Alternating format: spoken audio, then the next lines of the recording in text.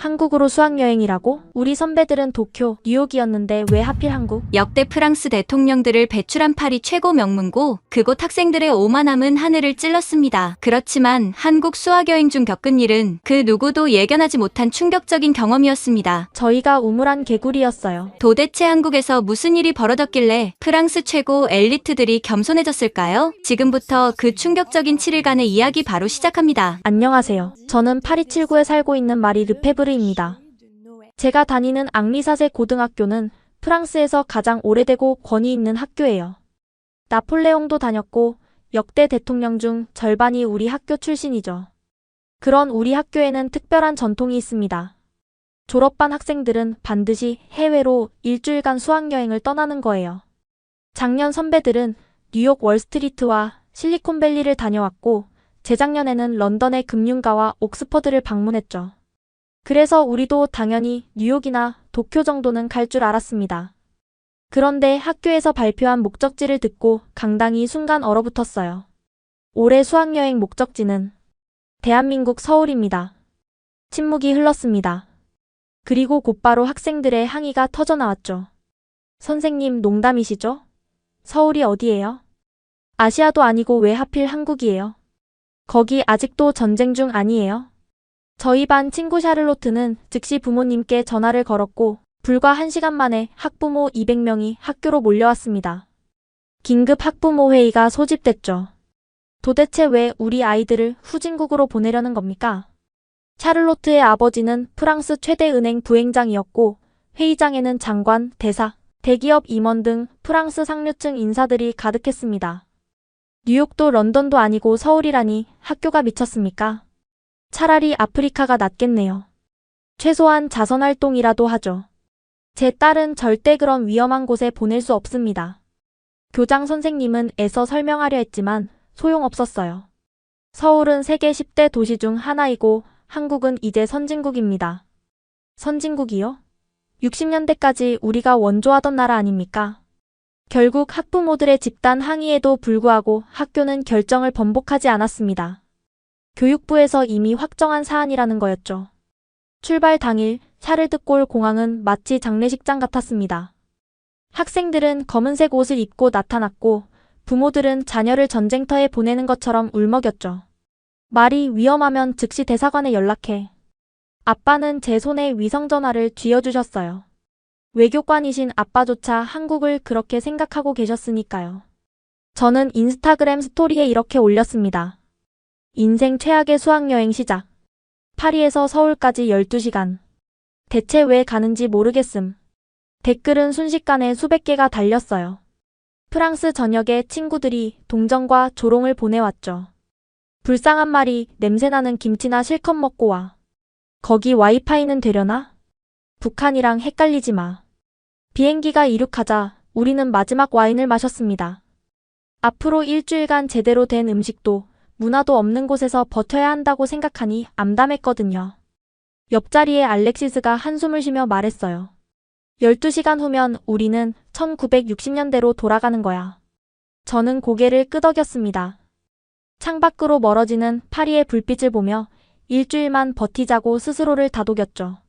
그때만 해도 몰랐습니다.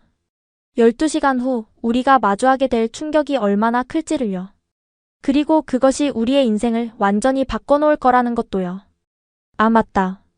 한국에는 제대로 된 안경점도 없을 텐데. 저는 가방 속 여분의 안경을 만지작거렸습니다. 시력이 나쁜 저에게는 필수품이었죠. 파리의 명품 안경점에서 한 달을 기다려받은 샤넬 안경테였습니다. 그런데 이 안경이 며칠 후 제 인생 최고의 충격을 안겨줄 줄은 꿈에도 몰랐습니다. 인천공항에 도착했을 때 우리를 기다리고 있던 것은 상상도 못한 광경이었습니다. 비행기가 착륙하자 우리는 하나둘 일어나 짐을 챙겼습니다. 다들 지친 표정이었죠. 12시간의 비행은 정말 고통스러웠거든요. 드디어 도착했네. 이제부터 일주일간 지옥이야. 뒤에서 누군가 투덜거렸습니다.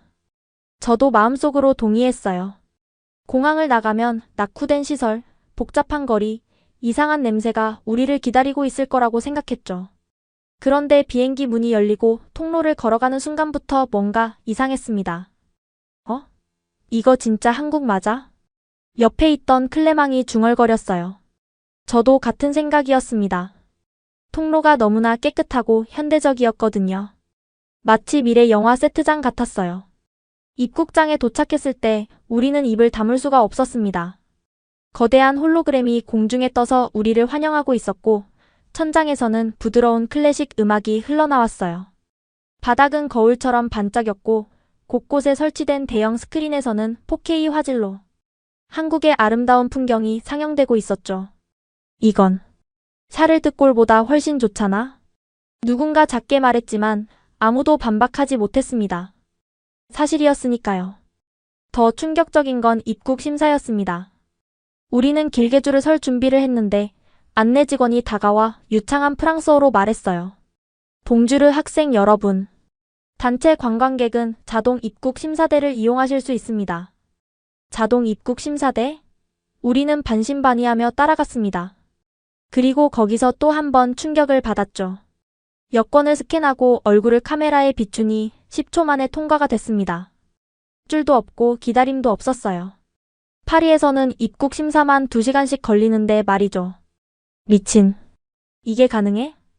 알렉시스가 믿을 수 없다는 표정으로 자기 여권을 들여다봤어요. 정말로 입국 도장이 찍혀 있었죠. 수함을 찾는 곳으로 가는 길에 우리는 또 놀랐습니다. 움직이는 보도 위에 선이 자동으로 우리가 가야 할 방향을 안내하는 화살표가 바닥에 나타났어요. 증강현실 기술이었죠. 이거 봐. 로봇이야. 샤를로트가 소리쳤습니다. 정말로 하얀색 로봇이 우리에게 다가왔어요. 안녕하세요. 프랑스에서 오신 학생 여러분을 환영합니다. 도움이 필요하신가요? 로봇이 완벽한 프랑스어로 말했습니다. 우리는 너무 놀라서 대답도 못했어요. 수화물은 3번 컨베이어 벨트에서 찾으실 수 있습니다. 즐거운 한국 여행 되세요. 로봇은 친절하게 안내하고 다른 곳으로 가버렸습니다. 수화물을 찾는 동안 저는 계속 주위를 둘러봤어요. 공항 직원들은 모두 스마트 패드를 들고 일하고 있었고 청소 로봇들이 조용히 바닥을 닦고 있었죠. 화장실에 가보니 변기 뚜껑이 자동으로 열렸고 비데가 기본으로 설치되어 있었습니다. 이거 우리가 아는 그 한국 맞아? 친구들도 하나둘 당황하기 시작했어요. 우리가 상상했던 낙후된 공항과는 정반대였으니까요. 세관을 통과하고 나가는 문 앞에서 우리를 기다리는 사람들이 있었습니다. 한국 학생들이었어요. 모두 우리 또래로 보였죠. 안녕하세요. 앙리사세 고등학교 학생 여러분 환영합니다. 맨 앞에 선 여학생이 밝게 웃으며 프랑스어로 인사했습니다. 저는 서울국제고등학교 3학년 수진이에요. 일주일 동안 여러분과 함께할 버디입니다. 수진이라는 학생의 프랑스어는 너무나 유창했어요. 발음도 완벽했고 심지어 파리 억양까지 구사했죠. 공항은 어떠셨어요? 인천공항은 작년에 또 세계 1위 공항으로 선정됐거든요. 세계 1위? 우리는 서로를 바라봤습니다.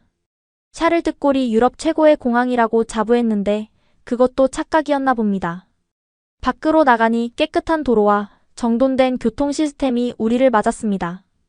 버스를 기다리는 동안 저는 인스타그램에 사진을 올렸어요. 도착했는데 여기가 정말 한국 맞나? 공항이 파리보다 100배는 좋음. 즉시 댓글이 달렸습니다. 말이 장난하지 마 사진 조작한 거 아니야? 설마. 그럴 리가. 하지만 이건 시작에 불과했습니다. 버스를 타고 서울로 향하면서 우리가 받을 충격은 이보다 훨씬 컸으니까요. 버스는 인천공항을 출발해 서울로 향했습니다. 우리를 태운 버스부터가 충격이었어요. 좌석마다 개인 스크린이 있었고 USB 충전 포트는 기본이었죠. 무료 와이파이는 당연했고요. 이 버스 진짜 학교 버스 맞아? 클레망이 놀라서 물었습니다.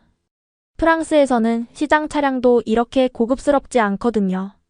수진이 웃으며 대답했어요. 네, 저희 학교 버스예요. 한국에서는 이 정도가 평균이에요. 평균이라고? 우리는 할 말을 잃었습니다. 서울에 가까워질수록 도시의 스카이라인이 보이기 시작했어요. 높은 빌딩들, 깨끗한 거리, 질서정연한 교통 흐름. 파리와는 완전히 다른 모습이었죠. 저기 보이는 게 남산타워예요. 서울의 상징이죠. 수진이 자랑스럽게 설명했습니다. 탑 위에는 거대한 LED 조명이 아름답게 빛나고 있었어요. 서울국제고등학교에 도착했을 때 우리는 또 한 번 놀랐습니다. 학교 건물이 마치 현대미술관 같았거든요. 유리와 철골로 된 세련된 디자인, 넓은 잔디밭, 그리고 수영장이 있어? 샤를로트가 소리쳤습니다. 정말로 학교 안에 실내 수영장이 보였어요. 네, 수영장이랑 헬스장, 도서관, 과학실험실이 다 있어요. 아, 그리고 카페테리아도 3개나 있고요. 우리 학교도 프랑스에서는 최고 시설을 자랑하는데 여기에 비하면 초라해 보였습니다. 강당으로 들어가니 한국 학생들 200명이 우리를 기다리고 있었어요. 모두 단정한 교복을 입고 있었는데 그 교복조차 세련되어 보였죠. 봉주르, 비앙브니. 한국 학생들이 일제히 프랑스어로 환영 인사를 했습니다. 발음이 너무 정확해서 깜짝 놀랐어요. 환영식이 시작됐습니다. 한국 학생들이 준비한 공연이 펼쳐졌는데 첫 번째는 프랑스 샹송을 부르는 합창이었어요. 에디트 피아프의 장미빛 인생을 완벽하게 불렀죠. 그 다음은 더 놀라웠습니다. 한국 전통춤과 현대 댄스를 결합한 퍼포먼스였는데 무대 위에 홀로그램으로 에펠탑과 한국의 전통 건축물이 번갈아 나타났어요. 대박! 이게 고등학생들이 준비한 거라고? 옆에서 알렉시스가 중얼거렸습니다. 공연이 끝나고 우리는 각자 파트너 학생과 매칭됐어요. 저는 수진이와 짝이 됐죠. 마리씨, 만나서 반가워요. 일주일 동안 잘 지내봐요. 수진이는 정말 친절했어요. 저를 학교 곳곳으로 안내했는데 볼 때마다 놀라운 것 투성이었죠. 여기가 우리 학교 도서관이에요. 도서관에 들어서자 숨이 멎을 것 같았습니다. 3층 높이의 거대한 공간에 수만 권의 책이 있었고 곳곳에 최신 컴퓨터와 태블릿이 비치되어 있었어요. 학생들은 24시간 이용할 수 있어요. 시험 기간에는 새벽에도 공부하는 학생들이 많거든요. 24시간 개방? 파리에서는 상상도 못할 일이었죠. 그리고 여기는 AI 학습실이에요. 수진이가 안내한 곳에는 학생들이 AI 튜터와 대화하며 공부하고 있었습니다. 각자의 수준에 맞춰 개인 맞춤형 학습이 진행되고 있었어요. AI가 학생 개개인의 학습 패턴을 분석해서 최적의 커리큘럼을 제공해요. 덕분에 학습 효율이 엄청 높아졌죠. 이게 정말 고등학교인가 싶었습니다. 우리 학교는 전통을 자랑하지만 여전히 19세기 방식으로 수업하거든요. 점심시간이 되자 카페테리아로 갔습니다. 또 한 번 충격이었어요. 뷔페식이에요? 네, 한식, 양식, 중식, 일식 중에 선택할 수 있어요. 모두 전문 셰프가 만드는 거예요. 음식의 질도 놀라웠지만 더 놀라운 건 가격이었습니다. 이 모든 게 무료라고? 네, 학교에서 전액 지원해요. 교육비에 포함되어 있거든요. 프랑스에서는 급식비만 한 달에 200유로가 넘는데 그것도 맛없기로 유명하죠. 식사를 하면서 한국 학생들과 대화를 나눴습니다. 놀랍게도 대부분이 2개 국어 이상을 구사했어요. 저는 영어, 중국어, 일본어, 그리고 프랑스어를 해요. 평범하게 말하는 한국 학생을 보며 우리는 작아지는 느낌이었습니다. 프랑스어와 영어만 하는 우리가 오히려 뒤처진 것 같았죠. 오후에는 수업 참관이 있었습니다. 수학 시간이었는데 학생들이 태블릿으로 3D 그래프를 그리며 미적분을 풀고 있었어요. 이게 고등학교 수준이야? 우리 학교에서 수학 1등인 피에르가 당황했습니다. 한국 학생들이 푸는 문제는 우리 대학 1학년 수준이었거든요. 더 충격적인 건 학생들의 태도였습니다. 아무도 떠들지 않았고 모두 집중해서 수업을 들었어요. 질문도 활발했고 토론도 수준이 높았죠. 수업이 끝나고 수진이가 물었어요. 프랑스 학교는 어때요? 솔직히 대답하기 부끄러웠습니다. 우리 학교는 이름값에 비해 시설도 교육 방식도 너무 뒤처져 있었거든요. 전통이 있죠. 그게 우리가 자랑할 수 있는 전부였습니다. 방과 후 한국 학생들이 우리를 위해 환영 파티를 준비했어요. 체육관이 파티장으로 변신했는데 전문 DJ 장비와 조명이 설치되어 있었습니다. 이것도 학생들이 준비한 거예요? 네, 저희 학교 방송부와 이벤트 동아리가 함께 준비했어요. 파티는 정말 환상적이었습니다. K-팝과 프렌치 팝이 번갈아 나왔고 한국 학생들이 우리에게 K-팝 댄스를 가르쳐줬죠. 밤 10시가 되자 파티는 끝났습니다. 우리는 숙소로 돌아가면서 할 말을 잃었어요. 우리가 알던 한국이 아니야. 알렉시스가 중얼거렸습니다. 그들이 우리보다 훨씬 앞서 있어. 샤를로트도 인정할 수밖에 없었죠. 저는 인스타그램에 오늘 찍은 사진들을 올렸습니다. 프랑스 친구들의 반응은 폭발적이었어요. 이게 진짜 한국 고등학교야? 우리 학교보다 100배는 좋은데? 말이 거기 남아있어도 될 것 같은데? 그날 밤 저는 잠을 이룰 수 없었습니다. 우리가 얼마나 오만했는지, 얼마나 무지했는지 깨달았거든요. 그리고 이건 시작에 불과했습니다.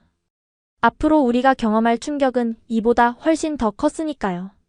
다음 날 저녁 한국 학생들이 특별한 제안을 했습니다. 오늘 밤에 홍대 구경 가실래요? 금요일 밤 홍대는 정말 볼만해요. 프랑스에서는 학생들끼리 밤에 나가는 건 상상도 못할 일이었어요. 특히 여학생들은 더더욱이요. 파리는 밤 9시만 되면 위험해지거든요. 밤에 나가도 안전해? 제가 걱정스럽게 물었더니 수진이가 웃었어요. 당연하죠. 새벽까지도 안전해요. 걱정 마세요. 반신반의하며 따라 나섰습니다. 홍대에 도착했을 때는 밤 10시였는데 거리는 낮보다 더 활기차 보였어요. 미친. 이게 밤 10시의 모습이라고? 거리에는 수많은 사람들이 자유롭게 돌아다니고 있었습니다. 젊은이들, 가족 단위 관광객, 심지어 할머니들까지도 편안하게 쇼핑을 즐기고 있었죠. 저기 봐. 길거리 공연이야. 샤를로트가 흥분해서 가리킨 곳에는 댄스팀이 공연을 하고 있었어요.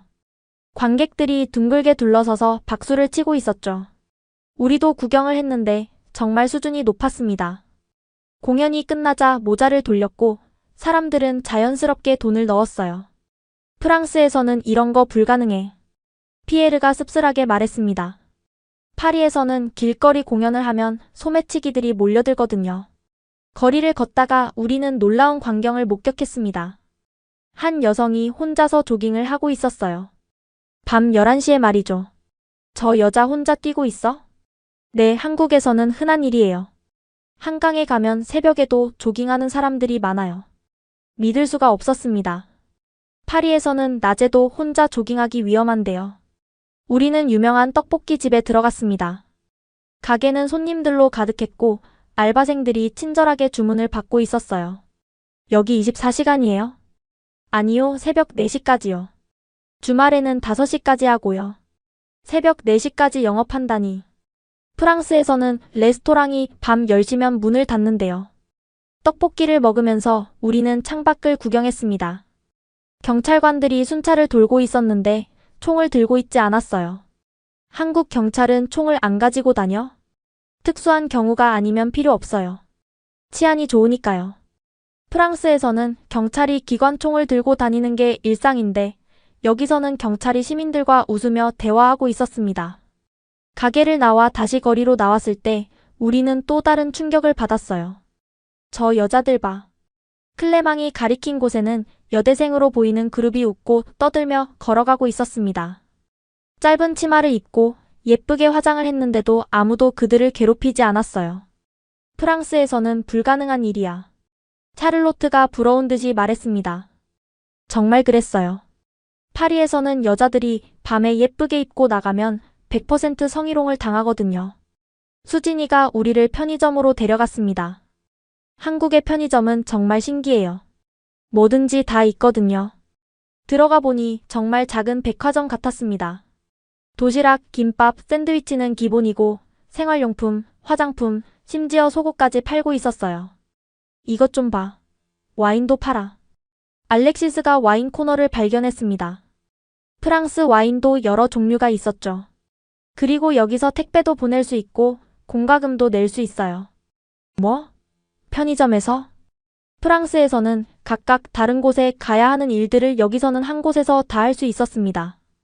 계산대에서 또 놀랐어요. 알바생이 완벽한 영어로 우리를 응대했거든요. 대부분의 편의점 알바생들이 외국어를 해요. 관광객이 많으니까요. 프랑스에서는 정규직 직원도 영어를 못하는 경우가 많은데 말이죠. 편의점을 나와 다시 거리를 걸었습니다. 자정이 가까워졌는데도 거리는 여전히 활기찼어요. 배달 오토바이 좀 봐. 정말로 수십 대의 오토바이가 음식을 배달하고 있었습니다. 한국은 새벽 3시에도 치킨을 시켜 먹을 수 있어요. 새벽 3시에? 네, 배달 앱에 24시간 가게들이 엄청 많아요. 우리는 스마트폰으로 배달 앱을 구경했습니다.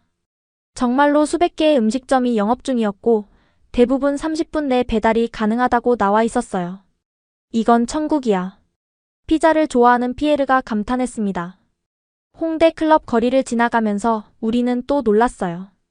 클럽 앞에 줄을 선 사람들이 질서정연하게 기다리고 있었거든요. 싸움도 없고 소란도 없네. 한국 클럽은 보안이 철저해요. 문제 일으키면 바로 쫓겨나거든요. 프랑스 클럽들은 매일 밤 싸움이 일어나고 경찰이 출동하는 게 일상인데요. 새벽 1시가 되어 숙소로 돌아가기로 했습니다. 택시를 잡으려고 했더니 수진이가 막았어요. 지하철 타요. 아직 운행해요. 새벽 1시에 지하철이 다녀? 서울의 지하철은 새벽 1시까지 운행했습니다. 파리 지하철은 12시면 끝나는데요. 지하철역은 깨끗하고 밝았습니다. 취객도 있었지만 조용히 자고 있을 뿐 아무도 괴롭히지 않았어요. 파리 지하철에서는 상상도 못할 일이야. 파리 지하철은 낮에도 소매치기가 득실거리고 밤에는 더 위험하거든요. 숙소에 도착해서 우리는 오늘 경험을 이야기했습니다. 이게 진짜 자유 아닐까? 샤를로트가 말했어요. 두려움 없이 밤거리를 걸을 수 있는 것. 그게 진짜 자유지. 모두가 고개를 끄덕였습니다. 저는 침대에 누워 생각했어요. 우리가 선진국이라고 자부했던 프랑스. 하지만 시민들이 밤에 자유롭게 다닐 수 없다면 그게 진짜 선진국일까요? 한국은 우리에게 진짜 선진국이 무엇인지 보여주고 있었습니다. 토요일 아침 수진이가 특별한 경험을 제안했어요. 오늘은 한국의 일상을 체험해 볼까요? 평범한 한국인처럼 하루를 보내는 거예요. 우리는 흔쾌히 동의했습니다. 그런데 첫 번째 충격은 아침부터 시작됐어요. 카페 가서 아침 먹을까요?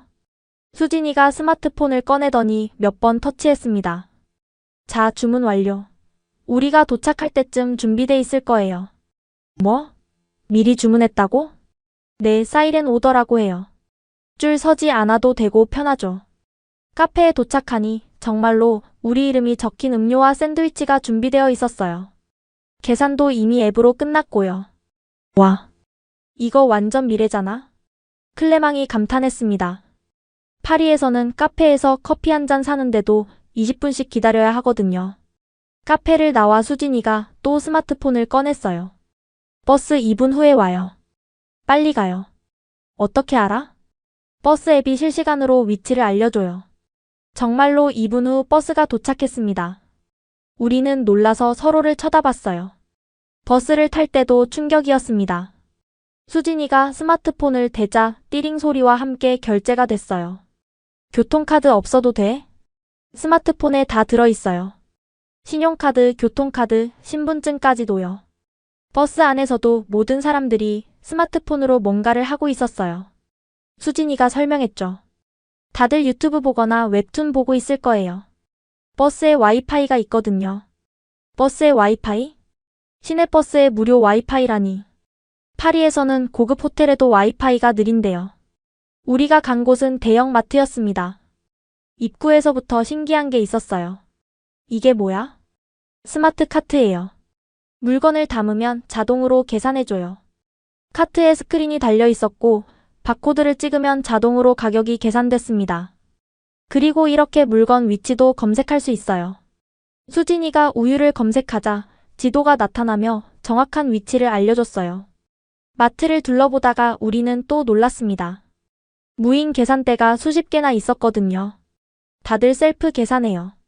직원한테 갈 필요가 없죠. 우리도 해봤는데 정말 간단했어요. 카트를 가져가면 자동으로 계산되고 카드나 스마트폰으로 결제하면 끝이었죠. 프랑스에서는 계산대 줄만 30분씩 서는데 알렉시스가 한숨을 쉬었습니다. 점심은 수진이가 추천한 식당에서 먹기로 했어요. 그런데 식당 앞에서 수진이가 QR코드를 찍었습니다. 대기 등록했어요. 20분 후에 연락 올 거예요. 줄 안 서도 돼? 네, 대기 시간 동안 다른 데 갔다 와도 돼요. 우리는 근처를 구경하다가 문자를 받고 식당으로 갔습니다. 정말로 우리 자리가 준비되어 있었어요. 메뉴판도 신기했습니다. 태블릿이었는데 음식 사진을 터치하면 상세 정보와 알레르기 성분까지 나왔어요. 프랑스어 메뉴도 있네? 네, 쉽게 국어를 지원해요. 주문도 태블릿으로 했고 결제도 테이블에서 바로 했습니다. 웨이터를 부를 필요가 전혀 없었죠. 식사 후 우리는 병원에 가봤습니다. 샤를로트가 갑자기 두통을 호소했거든요. 토요일인데 병원이 열려 있어? 응급실은 24시간이고 일반 병원도 주말에 여는 곳이 많아요.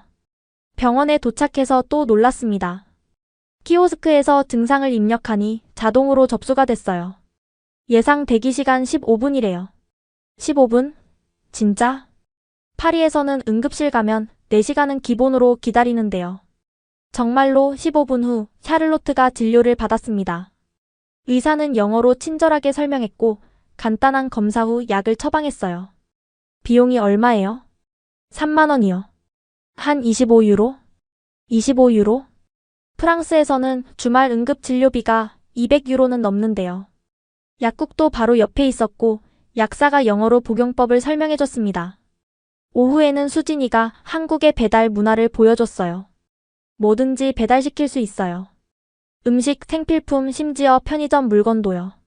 앱을 켜니 정말 모든 게 있었습니다. 수진이가 아이스크림을 주문했는데 도착 예정 시간 12분이래요. 12분? 아이스크림이? 정말로 12분 후 아이스크림이 도착했습니다. 완벽하게 얼어있는 상태로요. 어떻게 이렇게 빨라? 근처 편의점에서 오는 거예요. 퀵커머스라고 해요. 저녁에는 PC방이라는 곳에 갔습니다. 들어가자마자 입이 떡 벌어졌어요. 이게 게임하는 곳이야? 최신 컴퓨터 수백 대가 줄지어 있었고 각 자리마다 고급 의자와 대형 모니터가 있었어요. 1시간에 1,000원이에요. 한 0.8유로? 0.8유로? 이런 시설을 1유로도 안 되는 돈으로 이용할 수 있다니요. 더 놀라운 건 PC방에서도 음식을 주문할 수 있다는 거였어요. 자리에서 주문하면 직원이 가져다 줬죠. 한국은 모든 게 디지털이네요. 피에르가 감탄했습니다. 마지막으로 수진이가 보여준 건 무인 편의점이었어요. 직원이 없어도 24시간 이용할 수 있어요. 얼굴 인식으로 들어가서 물건을 집으면 자동으로 계산되는 시스템이었죠. 도둑은 없어? CCTV랑 AI가 다 감시해요. 범죄율이 거의 0%예요. 숙소로 돌아오면서 우리는 할 말을 잃었습니다. 이게 일상이라고? 우리는 아직도 20세기에 살고 있는 것 같아. 샤를로트의 말에 모두가 동의했습니다. 저는 일기에 썼어요. 오늘 본 건 단순한 기술이 아니었다. 시민의 편의를 최우선으로 생각하는 사회 시스템이었다. 프랑스는 전통을 핑계로 불편함을 감수하고 있었던 거다. 그리고 내일은 한강에 간다고 했습니다. 수진이가 특별한 게 있을 거라고 했는데 과연 또 어떤 충격이 기다리고 있을까요? 일요일 저녁 우리는 한강으로 향했습니다. 수진이가 오늘 특별한 이벤트가 있다고 했거든요. 한강 드론 라이트쇼예요. 매주 주말에 하는데 정말 장관이에요. 한강공원에 도착했을 때 이미 수많은 사람들이 모여 있었어요. 가족 단위, 연인들, 친구들까지 다양했죠. 와, 진짜 축제 분위기네. 곳곳에서 사람들이 돗자리를 펴고 피크닉을 즐기고 있었어요. 치킨을 시켜 먹는 사람들도 있었고 자전거를 타는 사람들도 있었죠. 저기 봐. 편의점이 있어. 강변에도 편의점이 있다는 게 신기했어요. 심지어 화장실도 깨끗하고 많았죠. 우리도 돗자리를 펴고 앉았습니다. 수진이가 배달 앱으로 치킨을 주문했어요.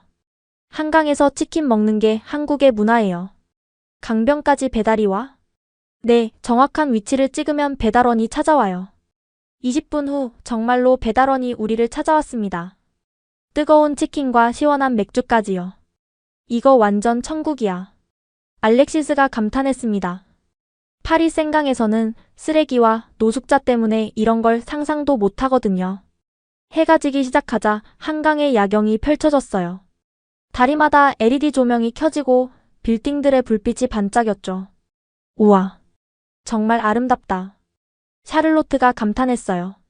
저도 동감이었습니다. 파리의 야경도 아름답지만 서울의 야경은 뭔가 더 생동감이 있었어요. 드디어 드론쇼가 시작됐습니다. 수백 대의 드론이 하늘로 올라가더니 다양한 모양을 만들기 시작했어요. 저거 봐. 에펠탑이야. 정말로 드론들이 에펠탑 모양을 만들었어요. 우리를 위한 특별 이벤트였나 봐요. 이어서 한국의 전통 문양, 한글, 그리고 환상적인 패턴들이 계속됐습니다. 음악과 함께 펼쳐지는 드론쇼는 정말 감동적이었어요. 이런 걸 매주 한다고? 네, 무료예요. 시민들을 위한 서비스죠. 무료라는 말에 또 놀랐습니다. 파리에서는 이런 규모의 쇼를 보려면 최소 50유로는 내야 하거든요. 저는 드론쇼의 넋을 잃고 바라보고 있었어요. 카메라로 영상을 찍으려고 일어섰는데 그 순간이었습니다. 발밑에 무언가에 걸려 비틀거렸어요. 순간적으로 중심을 잃고 앞으로 넘어졌죠. 아, 다행히 크게 다치지는 않았어요. 하지만 마리, 너 안경이... 샤를로트가 놀란 목소리로 말했어요. 제 안경을 확인하는 순간 심장이 멎는 것 같았습니다. 300유로짜리 샤넬 안경테가 휘어지고 한쪽 다리가 부러져 있었어요. 렌즈도 한쪽은 빠져나와 있었고요. 오마이갓. 완전히 사용할 수 없는 상태였어요. 렌즈를 다시 끼우려 했지만 프레임이 틀어져서 불가능했죠. 저는 극도로 근시가 심해요. 마이너스 6디옵터의 난시까지 있죠. 안경 없이는 1m 앞도 제대로 볼 수 없어요. 어떡하지? 안경이... 눈앞이 뿌옇게 보였습니다. 친구들의 얼굴도 흐릿했죠. 여분 안경은? 호텔에 있어. 그것도 2년 전 거라서 도수가 안 맞아. 순간 절망감이 밀려왔어요. 앞으로 3일이나 더 있는데 제대로 된 안경 없이 어떻게 구경을 하죠? 일단 호텔로 돌아가자. 피에르가 제 팔을 잡아줬어요. 하지만 걸을 때마다 불안했습니다. 계단도 제대로 안 보이고 사람들 얼굴도 구분이 안 갔죠. 수진이가 다가왔어요. 마리씨 괜찮아요? 안경이 완전히 망가졌어요. 어떡하죠? 프랑스에서는 안경을 새로 맞추려면 최소 3주는 걸려요. 특히 제 처방전은 난시가 있어서 더 오래 걸리죠. 파리로 돌아갈 때까지 버티는 수밖에. 그때였습니다. 수진이가 밝게 웃으며 말했어요. 걱정 마세요. 내일 아침에 안경 맞추러 가면 돼요. 네? 내일이요? 네, 한국에서는 안경 맞추는데 30분이면 충분해요. 순간 저는 수진이가 농담하는 줄 알았어요. 30분이요? 그게 가능해요? 당연하죠. 제 친구도 저번 주에 30분 만에 맞췄어요. 주변의 한국 학생들도 고개를 끄덕였어요. 맞아요. 보통 15분에서 30분이면 돼요. 급하면 10분도 가능해요. 저는 믿을 수가 없었습니다. 프랑스에서는 상상도 못할 일이었거든요. 근데 제 시력이 너무 나빠서 마이너스 6의 난시도 있어요. 그 정도는 평범한 편이에요. 걱정 마세요. 평범하다고요? 프랑스에서는 특수 처방전 취급받는데요. 샤를로트가 걱정스럽게 물었어요. 근데 일요일 저녁인데 내일 안경점이 열려 있을까? 당연하죠. 대부분 10시에 열어요. 일요일도 영업하는 곳도 많고요. 이게 정말일까요? 프랑스에서는 일요일에 안경점은커녕 빵집도 문을 닫는데요. 호텔로 돌아오는 길이 정말 힘들었어요. 흐릿한 시야 때문에 계속 친구들에게 의지해야 했죠. 정말 30분 만에 안경을 맞출 수 있을까? 알렉시스도 의구심을 표했어요. 글쎄, 너무 말이 안 되잖아. 하지만 수진이는 자신만만했어요. 내일 보면 알게 될 거예요. 한국의 안경점은 정말 달라요. 그날 밤 저는 제대로 잠을 이룰 수 없었어요. 여분 안경을 꺼냈었지만 도수가 맞지 않아 두통이 심했죠. 정말 30분 만에 새 안경을 맞출 수 있을까? 그리고 가격은 얼마나 할까요? 샤넬 안경테만 300유로였는데 렌즈까지 하면 500유로는 넘을 텐데. 창밖에 서울 야경이 흐릿하게 보였습니다. 내일이 되면 정말로 다시 선명하게 볼 수 있을까요? 월요일 아침 저는 두통과 함께 일어났어요. 맞지 않는 여분 안경 때문에 밤새 고생했거든요. 말이 괜찮아? 샤를로트가 걱정스럽게 물었어요. 머리가 깨질 것 같아. 이 안경은 2년 전 처방전이라. 아침 식사를 하러 내려갔는데 음식도 제대로 안 보여서 불편했어요. 접시에 뭘 담는지도 잘 모르겠더라고요. 9시가 되자 수진이가 로비로 왔어요. 안녕하세요. 안경점 갈 준비 됐어요? 정말로 가능할까요? 30분 만에 제가 다시 한번 확인했어요. 아직도 믿기지 않았거든요. 수진이가 웃으며 말했어요. 제가 자주 가는 안경점이 있어요. 강남역 근처인데 실력도 좋고 빨라요. 우리 일행 전체가 함께 가기로 했어요. 다들 궁금했거든요. 지하철을 타고 강남역에 도착했을 때 수진이가 한 건물을 가리켰어요. 저기예요. 2층이에요. 평범한 건물이었어요. 특별할 것 없는 그냥 일반 상가 건물이었죠. 엘리베이터를 타고 2층에 올라가니 안경원이 있었어요. 가게 이름은 비전 옵틱스였죠. 들어가는 순간 또 놀랐어요. 우와, 이게 안경점이야? 매장이 정말 넓고 깨끗했어요. 수천 개의 안경테가 진열되어 있었고 직원들도 여러 명 있었죠. 어서 오세요. 직원 한 분이 친절하게 인사했어요. 수진이가 상황을 설명했죠. 제 친구가 프랑스에서 왔는데 안경이 부서졌어요. 급하게 새로 맞춰야 해요. 직원분이 저를 보더니 영어로 물었어요. 처방전 있으세요? 아니요. 프랑스에 있어요. 괜찮아요. 여기서 검사하면 돼요. 10분이면 충분해요. 10분 만에 시력 검사를? 프랑스에서는 안과 예약만 한 달이 걸리는데요. 검사실로 안내받았어요. 최신 장비들이 가득했죠. 먼저 자동 검안기로 대략적인 도수를 측정할게요. 기계에 얼굴을 대니 10초 만에 숫자들이 나왔어요. 마이너스 6.25, 난시 1.5 정도네요. 이제 정밀 검사할게요. 검안사분이 너무나 능숙했어요. 렌즈를 바꿔가며 제게 물었죠. 이게 더 선명해요? 아니면 이게? 5분 만에 완벽한 도수를 찾았어요. 자, 이제 안경테를 고르세요. 수천 개의 안경테 앞에서 저는 망설였어요. 가격이 얼마나 하나요? 안경테는 2만 원부터 있어요. 렌즈는 난시 포함해서 3만 원이고요. 네? 잠깐만요. 저는 계산을 해봤어요. 2만 원 더하기 3만 원. 5만 원? 5만 원이면 40유로? 네, 맞아요. 고급테를 선택해도 10만 원 정도예요. 저는 귀를 의심했어요. 프랑스에서는 제 처방전으로 안경을 맞추면 최소 500유로는 들거든요. 진짜 40유로예요? 옆에 있던 친구들도 충격을 받았어요. 미친. 이게 가능해? 파리에서는 0 하나를 더 붙여야 해. 직원분이 웃으며 말했어요. 한국은 안경 가격이 저렴해요. 경쟁이 치열해서요. 저는 떨리는 손으로 안경테를 골랐어요. 검은색 뿔테였는데 샤넬 못지않게 예뻤죠. 이걸로 할게요. 좋은 선택이세요. 그럼 20분만 기다려주세요. 20분이요? 네, 렌즈 가공하고 조립하는 시간이에요. 직원분이 작업실로 들어갔어요. 유리문 너머로 작업하는 모습이 보였죠. 저거 봐. 지금 렌즈 깎고 있어. 피에르가 흥분해서 말했어요.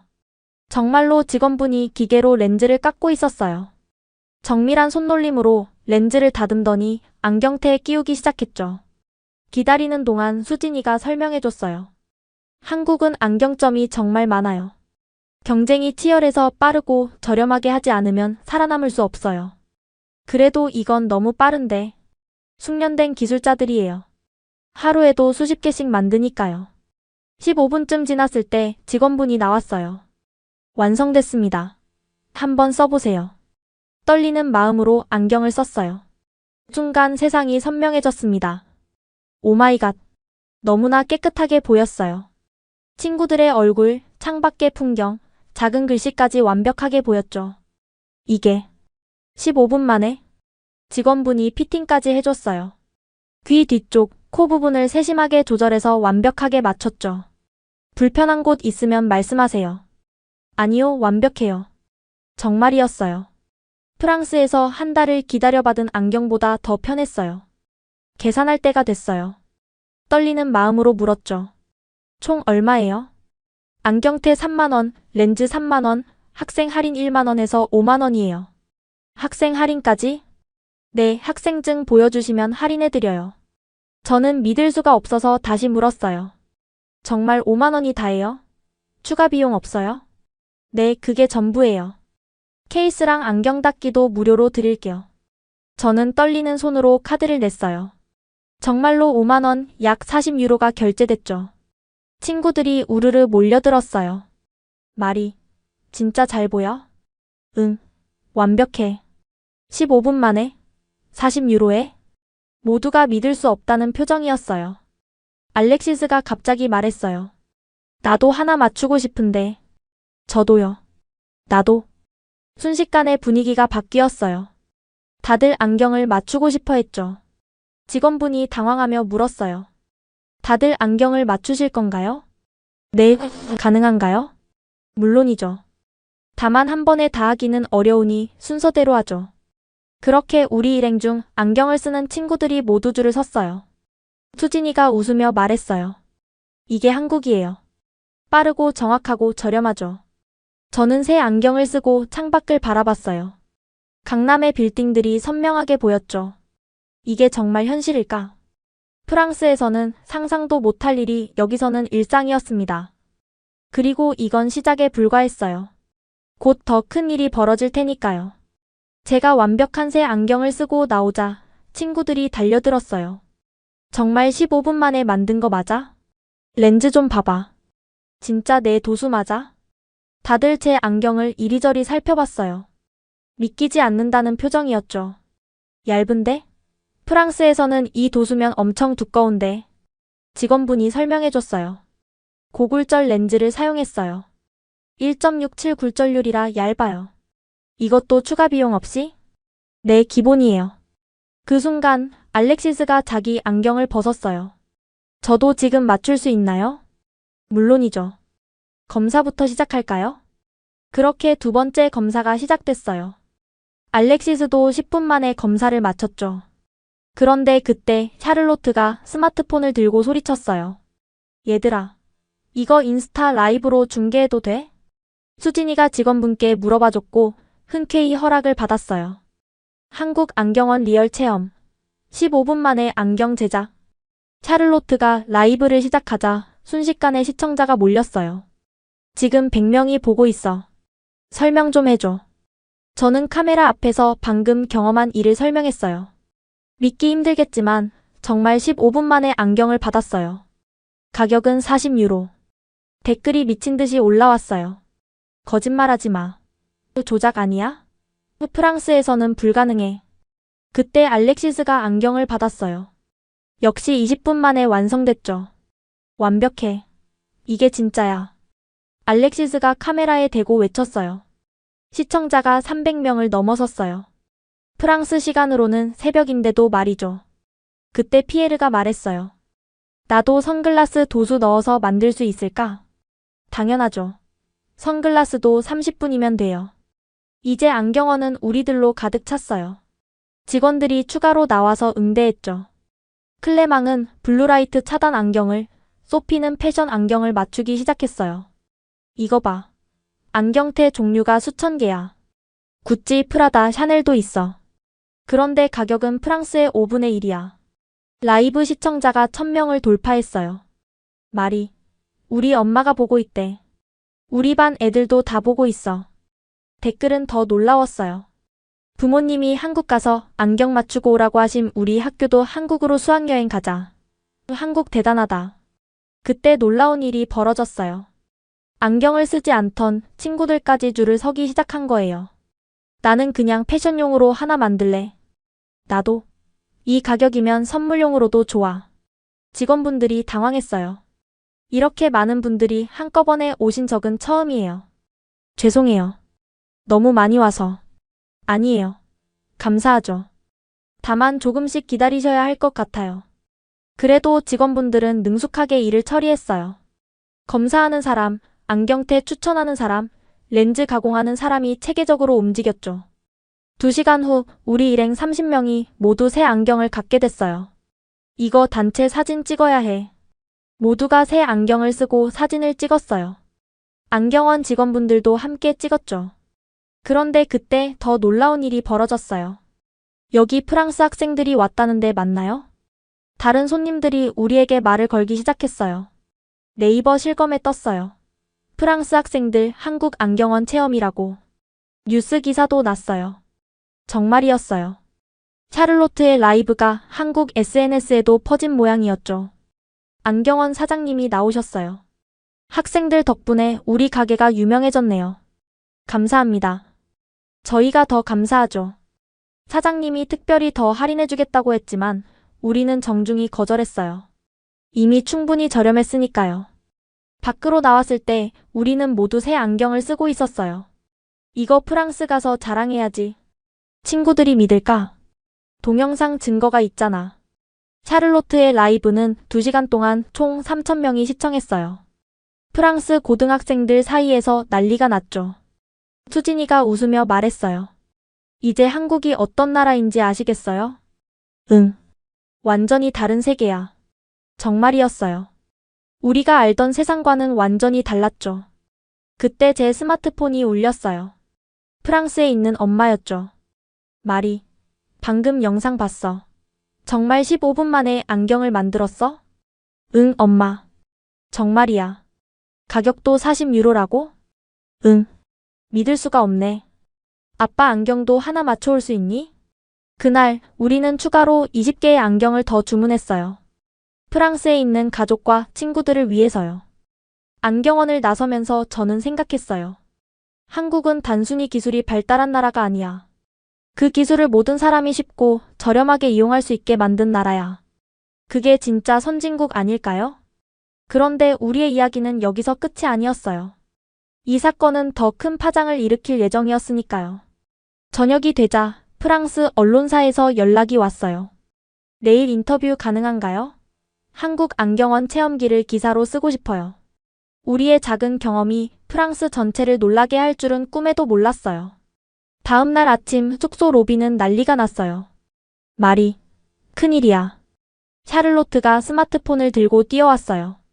우리 학교 애들이 다 오고 있대. 뭐? 화면을 보니 우리 학교 단체 채팅방이 폭발하고 있었어요. 지금 출발함. 안경 맞추러 감 나도 가는 중. 강남역 어디야? 우리가 안경 맞춘 이야기가 학교 전체에 퍼진 모양이었어요. 10시가 되자 정말로 우리 학교 학생들이 속속 도착했어요. 정말 40유로에 안경 맞췄어? 15분 만에? 사진으로 봤는데 진짜 예쁘더라. 순식간에 50명이 넘는 학생들이 모였어요. 그런데 2학년들도 온대. 1학년도. 설마 했는데 정말로 전교생이 움직이고 있었어요. 수진이가 당황했어요. 이렇게 많은 사람이 한 번에 가면. 하지만 이미 늦었어요. 우리는 거대한 무리가 되어 안경원으로 향했죠. 안경원에 도착했을 때 직원분들의 표정이 일그러졌어요. 어제 오셨던 분들이. 네, 그런데 오늘은 좀 많아요. 뒤를 돌아보니 100명이 넘는 학생들이 줄을 서 있었어요. 사장님이 황급히 나왔어요. 이게 무슨. 수진이가 상황을 설명했고 사장님은 잠시 고민하다가 결단을 내렸어요. 직원들 비상 소집하겠습니다. 다른 지점에서도 지원 나오게 할게요. 30분 후 놀라운 일이 벌어졌어요. 다른 지점 직원들이 도착했고 심지어 근처 다른 안경원에서도 도와주러 왔어요. 한국 안경원의 실력을 보여줍시다. 직원들이 의욕적으로 일을 시작했어요. 검사실 3개가 풀가동됐고 렌즈 가공기계도 쉴 새 없이 돌아갔죠. 번호표 나눠드릴게요. 검사 끝나신 분들은 2층에서 안경테 고르세요. 체계적으로 진행됐어요. 마치 병원 시스템 같았죠. 그런데 또 놀라운 일이 벌어졌어요. 르몽드 신문입니다. 취재 가능한가요? 프랑스 특파원 기자가 왔어요. 이어서 한국 방송국도 나타났죠. 안녕하세요. KBS입니다. SBS입니다. 순식간에 안경원은 기자들과 카메라로 가득 찼어요. 학생들은 신나서 인터뷰에 응했어요. 프랑스에서는 3주 기다려야 하는데 여기서는 15분이에요. 가격도 10분의 1이에요. 한국 최고. 한 프랑스 기자가 물었어요. 한국의 비결이 뭐라고 생각하나요? 제가 대답했어요. 경쟁과 혁신이요. 그리고 고객을 진짜로 생각하는 마음이요. 그 사이에도 안경 제작은 계속됐어요. 53번 손님. 네, 안경 완성됐습니다. 15분마다 새로운 안경이 나왔어요. 직원들의 손놀림은 정말 신기에 가까웠죠. 점심시간이 되자 피자가 배달됐어요. 안경원 사장님이 전교생 몫을 주문한 거예요. 학생들 배고플 텐데 이거라도 드세요. 와, 감사합니다. 피자를 먹으면서도 안경 제작은 계속됐어요.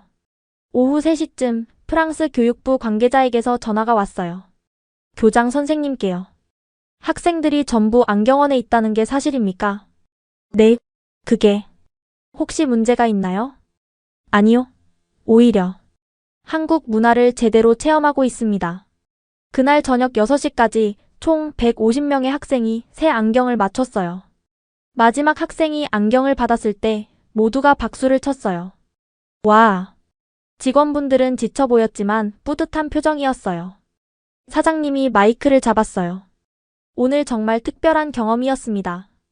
프랑스 학생 여러분 덕분에 우리도 한국 안경 기술의 우수성을 다시 한번 확인했어요. 우리도 큰 박수로 화답했어요. 메르시 복구. 감사합니다. 그때 한 직원분이 말했어요. 오늘 하루 매출이 평소 한 달치예요. 모두가 웃었어요. 밖으로 나왔을 때 우리는 모두 한국 안경을 쓰고 있었어요. 150개의 안경이 반짝이고 있었죠. 이거 학교 역사에 남을 사건이야. 앙리사세 고등학교 전교생 한국 안경원 점령. 그날 밤 프랑스 뉴스에 우리 이야기가 대서특필됐어요. 프랑스 명문고 학생들 한국 안경 기술의 충격. 15분의 기적 파리 학생들 단체 안경 제작. 한국은 어떻게 이것을 가능하게 했나. 부모님들의 반응이 가장 놀라웠어요. 우리도 한국 가서 안경 맞추고 싶다. 가족 여행으로 서울 가자. 한국이 이렇게 발전했다니. 그날 이후 프랑스에서는 작은 붐이 일어났어요. 한국 안경 투어라는 상품까지 생겼죠. 하지만 우리에게는 더 중요한 깨달음이 있었어요. 안경원 사건 다음 날 우리는 학교 회의실에 모였어요. 남은 일정을 어떻게 보낼지 논의하기 위해서였죠. 교장 선생님이 화상통화로 참여했어요. 학생들, 어제 일은 프랑스 전체에 큰 화제가 됐어요. 교육부에서도 관심을 갖고 있고요. 선생님, 저희가 느낀 게 너무 많아요. 대표로 제가 말했어요. 한국은 우리가 생각했던 나라가 아니었어요. 아니, 우리가 너무 몰랐던 거예요. 친구들도 한마디씩 했어요. 24시간 편의점, 새벽 배달, 안전한 밤거리. 이게 진짜 삶의 질 아닐까요? 기술은 특별한 사람들만을 위한 게 아니라 모든 사람을 위한 거더라고요. 무엇보다 시민을 위한 서비스 정신이 놀라웠어요. 교장 선생님이 잠시 침묵하다가 말했어요. 그래서 너희들은 뭘 배웠니? 피에르가 손을 들었어요. 겸손이요. 우리가 너무 오만했어요. 샤를로트도 말했죠. 변화를 받아들이는 자세요. 프랑스는 전통만 고집하다가 뒤처진 것 같아요. 저는 마지막에 말했어요. 진짜 선진국이 뭔지 알았어요. GDP나 역사가 아니라 시민들이 얼마나 편하고 안전하게 살 수 있는지가 중요한 거예요. 교장 선생님이 고개를 끄덕였어요. 좋은 깨달음이네. 이게 바로 교육부가 한국을 선택한 이유였어. 네? 사실 처음부터 알고 있었어. 한국이 얼마나 발전했는지. 너희들이 직접 경험하고 충격받기를 원했던 거야. 우리는 할 말을 잃었어요. 그날 오후 우리는 마지막으로 수진이네 학교를 방문했어요. 작별 인사를 하기 위해서였죠. 한국 학생들이 준비한 송별회가 감동적이었어요. 일주일 동안 정말 즐거웠어요. 우리도 프랑스에 대해 많이 배웠어요. 서로 선물을 교환했어요. 우리는 프랑스 와인과 치즈를, 그들은 한국 전통 선물을 줬죠. 수진이가 제게 특별한 선물을 줬어요. 이거. 안경 닦기예요. 한국 전통 문양이 들어간 거예요. 고마워, 수진아. 마리 언니 꼭 다시 와요. 다음엔 더 많은 걸 보여줄게요. 눈물이 났어요. 일주일 전만 해도 무시했던 나라. 그런데 지금은 너무나 사랑하게 된 나라. 공항으로 가는 버스 안에서 우리는 조용했어요. 각자 생각에 잠겨 있었죠. 파리로 돌아가기 싫다. 누군가 작게 말했어요. 모두가 그런 마음이었죠. 공항에 도착했을 때 놀라운 광경이 우리를 기다리고 있었어요. 저거 봐. 면세점 한쪽에 안경 즉석 제작 코너가 있었어요. 공항에서도 안경을? 네, 비행기 시간에 맞춰서 만들어드려요. 정말 한국은 끝까지 우리를 놀라게 했어요. 비행기에 오르기 전 우리는 다 같이 사진을 찍었어요. 모두가 한국에서 맞춘 안경을 쓰고요. 이 안경 평생 간직할 거야. 나도. 이건 단순한 안경이 아니야. 깨달음의 상징이지. 비행기가 이륙했어요. 창밖으로 서울의 야경이 멀어져 갔죠. 안녕 한국. 꼭 다시 올게. 12시간의 비행 끝에 파리에 도착했을 때 우리는 달라져 있었어요. 공항을 나오면서 느꼈죠. 파리가 얼마나 낡고 불편한지를. 엘리베이터 고장이네. 와이파이도 안 돼. 화장실도 더럽고. 일주일 전이었다면 당연하게 받아들였을 일들이 이제는 불편하게 느껴졌어요.